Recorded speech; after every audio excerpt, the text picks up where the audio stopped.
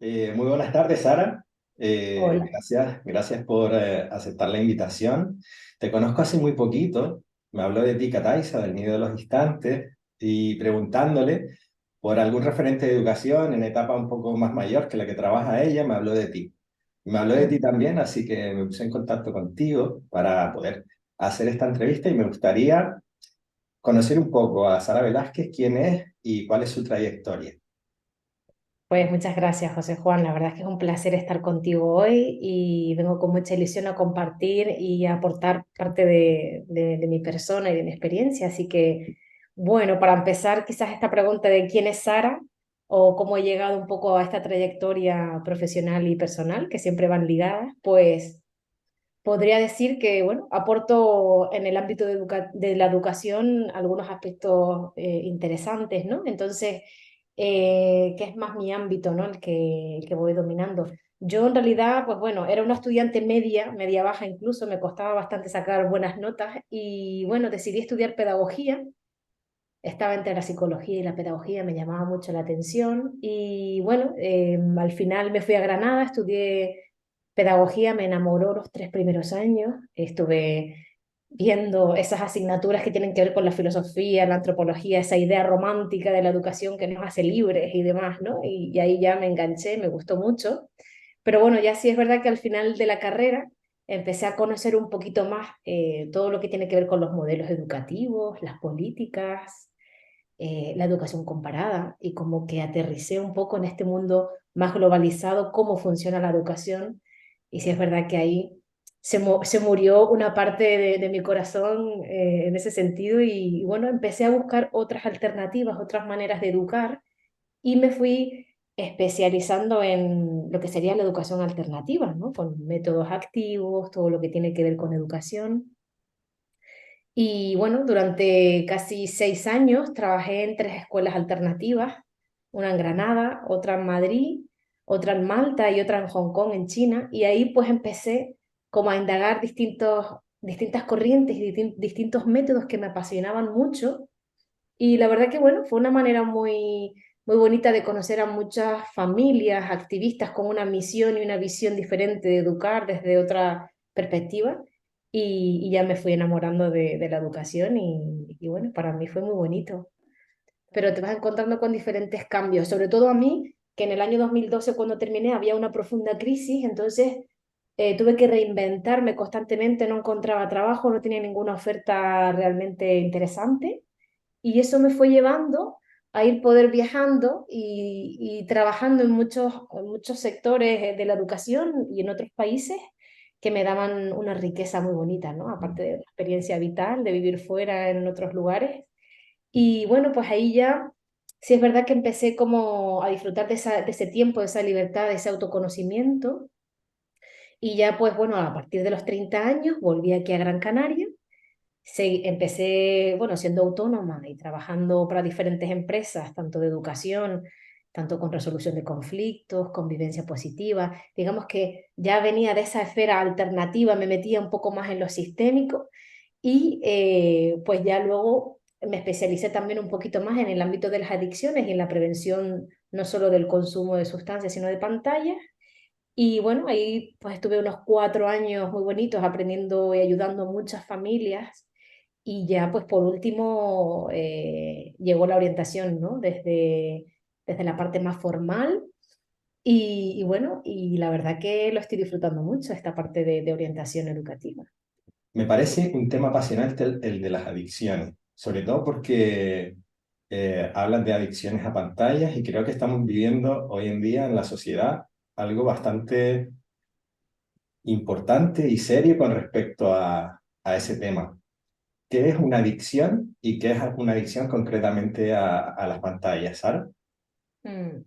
La adicción al final es cuando tu sistema dopaminérgico está tan saturado a estímulos tan diversos que tiendes a depender de esas acciones o comportamientos que te generan placer.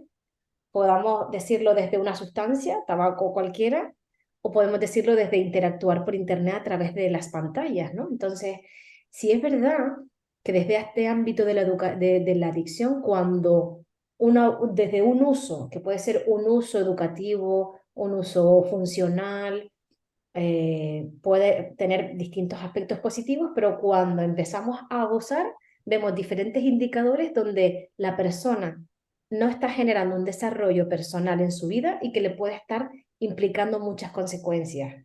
Ahí es cuando podríamos indicar que hay un abuso en ese sentido. Mm. Ujú. Eh, en mi caso, que estoy dentro del mundo de la psicología y me gusta curiosear, ¿no? Veo cómo a nivel profesional el desarrollo profesional, comercial, el desarrollo de aplicaciones está hecho para eso. Hoy en día las aplicaciones se desarrollan para que el consumidor esté el máximo tiempo posible eh, dentro de Mm. esa aplicación, por lo tanto dentro de las pantallas, ¿no? ¿Cuáles crees que son las razones que está ocurriendo en nuestra sociedad para que, sobre todo los jóvenes, ¿no?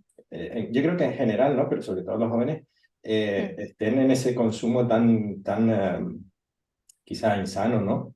De la tecnología. ¿Y qué tiene que ver, por ejemplo, el uso de redes sociales, ¿no? El estar dentro de las redes sociales, si tiene alguna influencia al respecto? Pues la verdad que es un debate súper interesante, José. Me encantaría ahondar mucho más sobre este tema, pero si lo pudiera resumir, sería la capitalización de nuestra moralidad, de nuestras acciones. Es decir, como las grandes corporaciones están comprando nuestro tiempo, modificando nuestros comportamientos y nuestras decisiones a favor de sus intereses económicos, ¿no? Y digamos que es un buen resumen en el que tenemos que darnos cuenta y ser críticos en la sociedad para tomar una serie de decisiones que van a favorecer mi autocrítica, mi autodesarrollo, como por ejemplo usar el teléfono 2 horas, 3 horas, o ser capaz de autorregularme para desarrollarme en otros ámbitos, sea de salud, sea de relaciones sociales. Y claro, ahí la falta de la autorregulación es la clave para darnos cuenta. Pero es evidentemente, ¿sabes? Es claro que estas grandes corporaciones y empresas que se dedican al neuromarketing y a todo lo que es el sistema de cómo funciona nuestro cerebro para tenernos atentos continuamente, nos están pillando desde la parte más reptiliana, ¿no? Más innata, desde esas emociones súper incontrolables. Entonces cada vez es más difícil. Y entonces esto en un cerebro o unas emociones no tan maduras de un menor, quizás es más difícil de controlar que un adulto, que a nosotros también nos cuesta mucho. Entonces, sí, sería, bueno, yo personalmente llevaba muchos años sin utilizar redes, nada de redes ni nada de mucho uso de pantallas, porque claro, me llevaba 4 o 5 años alertando a la sociedad y a la comunidad educativa sobre los riesgos de esto.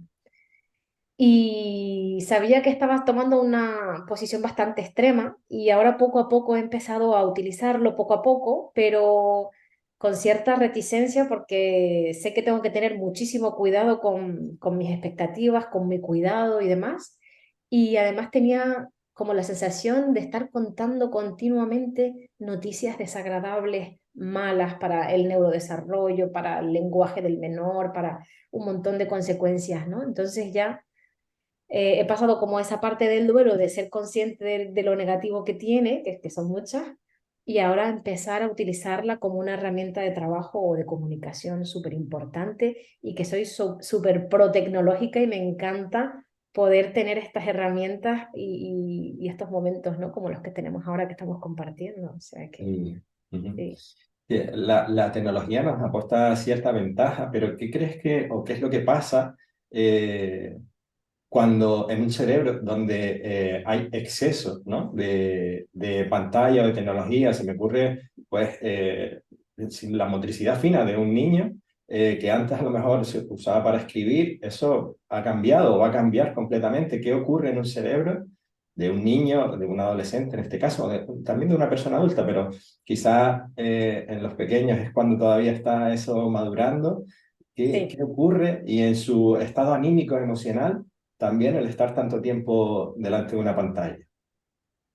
Pues sí, son muchos los aspectos importantes y sobre todo desde la parte pediátrica, psiquiátrica y también clínica en general, se dice que las pantallas de 0 a 6 años no se recomiendan. Hay algunos que dicen hasta 4, pero a mí me gusta siempre recalcar hasta los 6 años para prevenir, que es importante.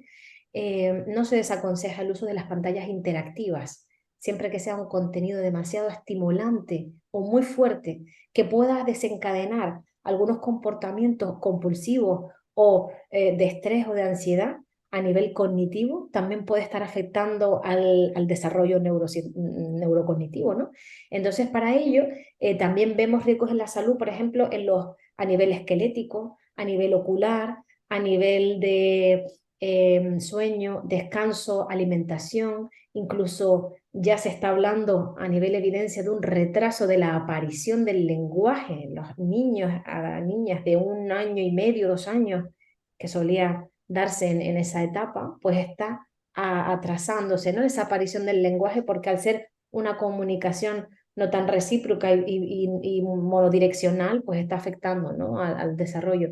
Y luego, pues ya, quizás en la etapa más adolescente, ese control de la impulsividad, de la ansiedad, todo lo que tiene que ver con la sobreestimulación, ¿no? Y con la inmediatez. Y pues ahí se generan unos procesos muy importantes que si no hay unas pautas va a ir explotando todo y que puede afectar también no solo la comunicación o a la relación entre personas, sino a la propia gestión de la persona con sus emociones y con la ansiedad, que sobre todo parte de la problemática que vemos, ¿no?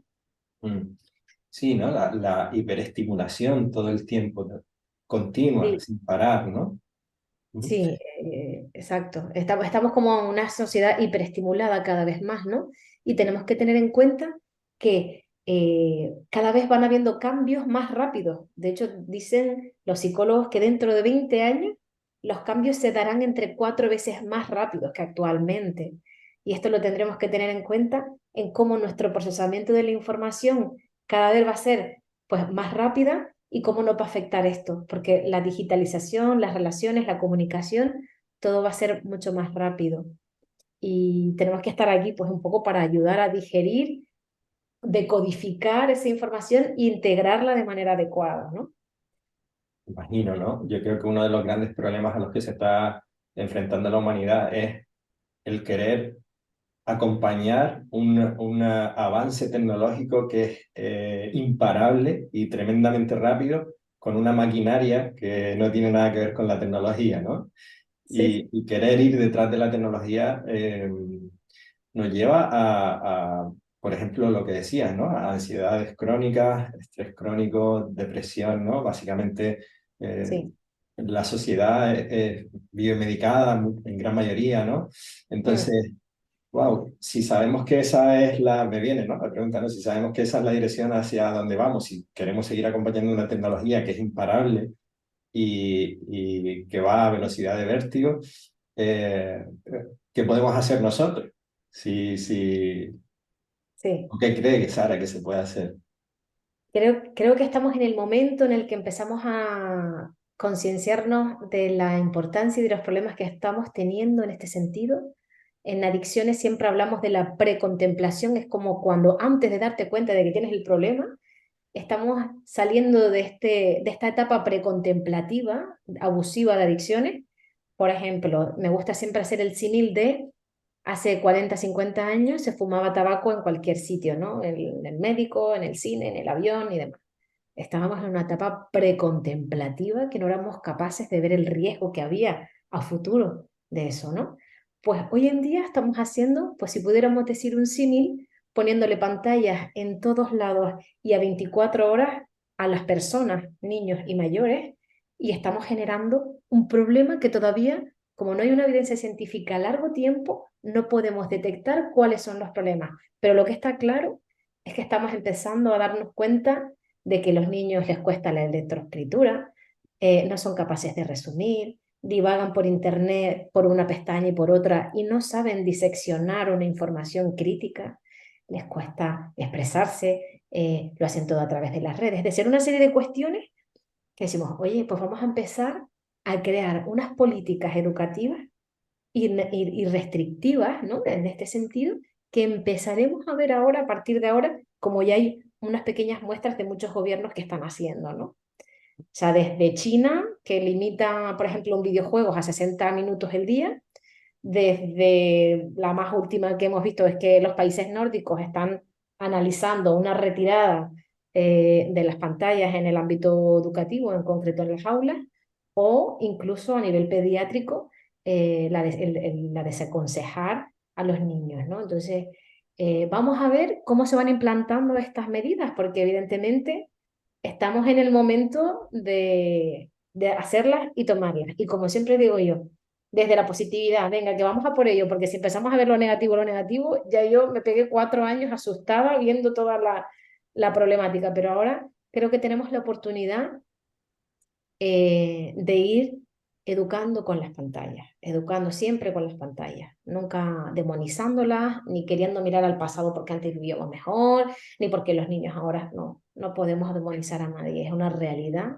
no se van a ir. La inteligencia artificial, bueno, tenemos un montón de cosas súper interesantes, ¿no? Entonces, creo que es una oportunidad la que tenemos, siempre y cuando que no haya un abuso, que no haya un problema grave, ¿no? Que se dan, pero bueno, no llegar a ese extremo. Así que bueno, vamos a ir viendo, bueno, ya a nivel más un poco petit comité en casa y en aula, pues siempre hay muchos consejos, ¿no? Desde reducción de horas, contenidos totalmente controlados, uso familiar del ocio y no individual, siempre en zonas comunes, bueno, una serie de cosas que son las pautas generales que ya sabemos y, y evidentemente ya luego en el aula, evidentemente eliminar el tiempo de tablet. Yo en ese sentido, como pedagoga, sí considero que debemos de utilizar las tablets y las pantallas de manera puntual, como complemento y no como sustitución a los libros ni a la lectoescritura. O sea que vamos a ir viendo cómo se va implementando eso. Qué bonito lo que dices, ¿no? Porque desde la psicología, en el ámbito en el que yo me muevo, cada vez que hay un conflicto interno, para mí lo importante no es tratar de que una de las partes no sea escuchada o sea retirada o reprimida, al contrario, ¿no? Necesitamos que esas dos partes puedan estar conviviendo de alguna forma y siendo escuchadas y atendidas, porque las dos están teniendo una necesidad que atender, ¿no? Entonces quiero aprovechar, ¿qué es lo positivo? Qué es lo nuevo que vio Sara a través de las pantallas y qué es lo positivo que quiere transmitir a este mundo donde hay niños, adolescentes y también adultos pues, que usan una tecnología de forma que les puede perjudicar, ¿no?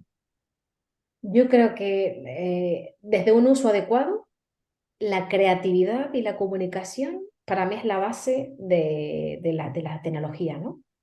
Ya no solo el acercamiento de personas entre países cuando estamos lejos, sino la capacidad creativa que tiene múltiples herramientas y múltiples esferas y de plataformas que existen para poder generar nuevas habilidades y nuevos, expresar y desarrollar un montón de destrezas que tenemos, ¿no? En ese sentido, para mí, la creatividad de estar contigo hoy, de comunicarnos, la creatividad de postear algo, la creatividad de crear a través de la inteligencia artificial un diseño gráfico, esa capacidad de creatividad me encanta.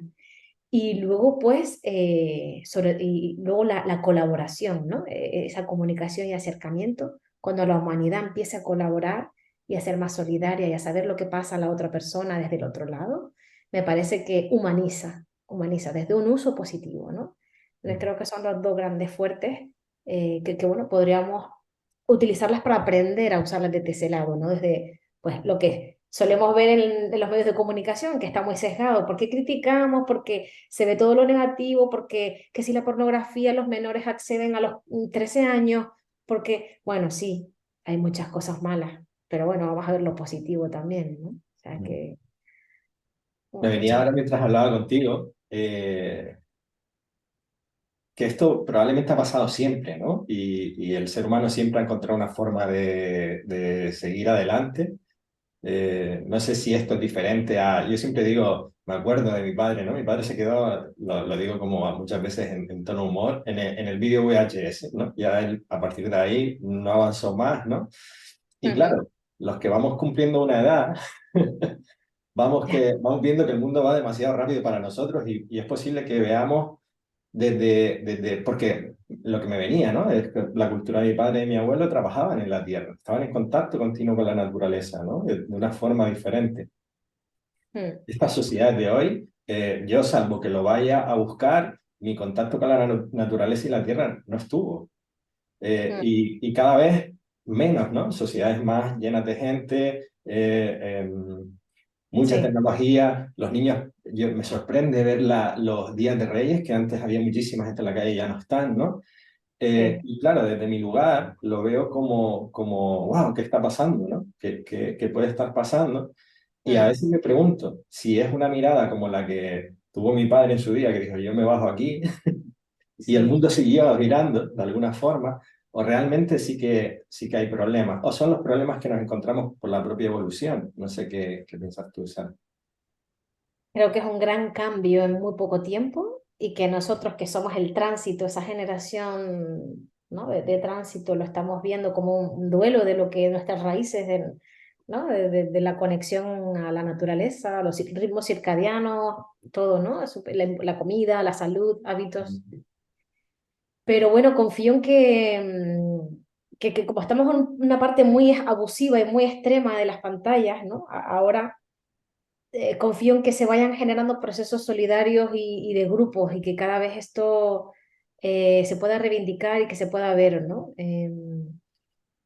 Sí es verdad que las personas que vivimos en la ciudad no lo vemos, no palpamos esos movimientos culturales, sociales, de asociacionismo, de cooperación, solidaridad, no se ve tanto, pero bueno, considero que en el mundo cada vez somos menos violentos, cada vez ayudamos más a otros, cada vez evolucionamos a mejor.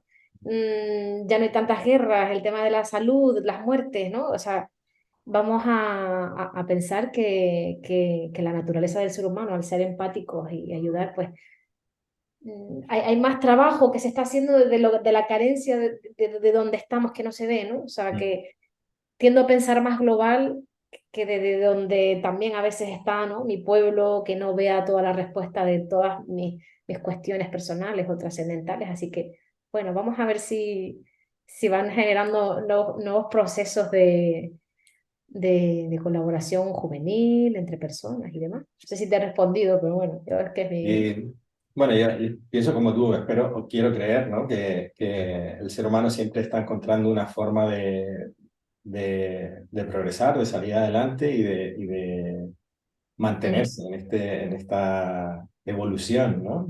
sí, Con lo sí, difícil que es de donde estamos entrando. Pero como te digo, me venía que probablemente generaciones anteriores también pensarían lo mismo cuando aparecen las máquinas y ya no se trabaja manualmente en el campo, ¿no? Eh, sí. para terminar con esta parte de la entrevista, Sara, a nivel preventivo, ¿qué se podría hacer con las pantallas? Y también a nivel correctivo, porque antes comentabas algo muy interesante sobre el tema de los padres y los hijos, ¿no? Y era cómo, bueno, lo que yo percibo incluso, ¿no? De un niño que empieza a llorar o a patalear porque Mm, la mamá no lo está atendiendo o porque no tiene un móvil con dibujos animados, ¿no? sí.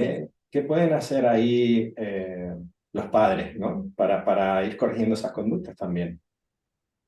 Pues bueno, aquí hay un marco muy grande, ¿no? De pautas psicoeducativas muy importantes. Ya siempre lo recomendamos desde edades muy tempranas, pero sí es verdad que cuando ya se localiza un problema, un abuso, hay que trabajar de manera diferente. Pero bueno, en general, sí podríamos decir que fomenten. Nosotros hablábamos de golosinas digitales y verduras digitales, ¿no? Sabemos que las golosinas es el azúcar, nos gusta, queremos repetir, pues si nosotros tenemos un bote de golosinas lleno de en casa y encima no tiene tapa, será más fácil de que vaya a picar. Y eso es lo que pasa con las pantallas. Voy a querer generar procesos de ocio, entretenimiento y de disfrute que me generan placer. Entonces, vamos a cambiar el azúcar por algo más nutritivo que se llaman las verduras digitales, ¿no? Como unos pequeños bits o bocaditos. ¿Qué significa eso? Que vamos a generar experiencias digitales que sean más nutritivas que un contenido vacío. Por ejemplo, una videollamada. Hablamos también, por ejemplo, eh, buscar información en un tiempo corto, no estar 20 minutos buscando información divagando, sino yendo un poco al objetivo. También nos gusta recomendar aprender tutoriales, ¿no? Esto sí, sí es muy interesante a través de Internet Pero lo que no recomendamos en la utilización de pantallas podrían ser las actividades manipulativas, ¿no? Donde tenemos la conexión mano-cerebro, y también cuando tenga que ver con la lectoescritura. Ahí quitamos las pantallas, o cuando tengamos que resolver un problema, cálculo lógico-matemático espacial, o también cuando tengamos que ejercitar la expresión escrita, siempre sin pantallas, ¿no? Digamos que son como un poco en general, ¿vale? ¿Con qué sí vamos a utilizar las pantallas para fomentar actividades educativas en casa? Videoconferencias con familiares, con amistades, buscar información, aprender, o sea, ver información de otros lugares, ¿no? Todo eso que puedas aprender, ¿no? Y luego también lo que recomendamos es ejercitar la atención plena en familia, porque muchas veces vemos que la sobreestimulación afecta al aprendizaje, a la memoria, a cómo integramos el aprendizaje, ¿no? Y cualquier información.